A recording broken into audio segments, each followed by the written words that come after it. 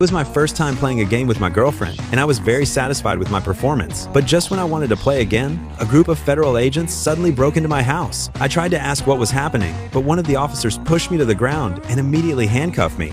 Later, they searched my house and found a large number of artworks and a huge amount of cash, and even 2 heavy weapons. Fuck is this, Jimbo?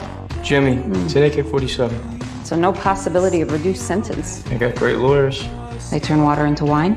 Facing the accusations from the police, I didn't panic at all. I knew that even if I ended up in prison, my father would definitely find a way to get me out. However, what I didn't expect was that this time, my father, in order to protect the family's interests, made a compromise with the prosecutor. He told me that if I pleaded guilty, the judge would only sentence me to 4 years in prison. Although I found it hard to accept, I reluctantly agreed under my father's insistence. So, in court, I publicly admitted my crimes. But later, the judge claimed that I had possessed heavy weapons for my own personal interest and sentenced me directly to 10 years in prison.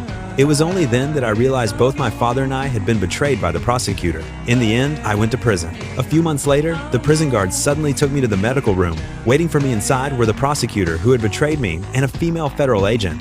The female agent said that she had found out I was doing quite well in prison. I had built friendly relationships with all the major gangs and was even running my own business inside. They valued my ability to get along with anyone, so they wanted to make a deal with me. They wanted me to get close to a serial killer who had murdered many people. The police had never found the victims' bodies, so they needed me to obtain more useful information. In return, they would reduce the rest of my sentence. The offer sounded tempting, but I knew the prison that held the serial killer was full of mentally unstable inmates, so I immediately refused their deal. The female agent told me to think about it before making a decision. Before leaving, she handed me a file. That night, when I opened the file, I was deeply shocked by what I saw. The killer had already murdered more than a dozen people, all of them young girls. Yet, all the clues pointed to a man with a thick beard. The strange thing was, the police had never found any bodies, which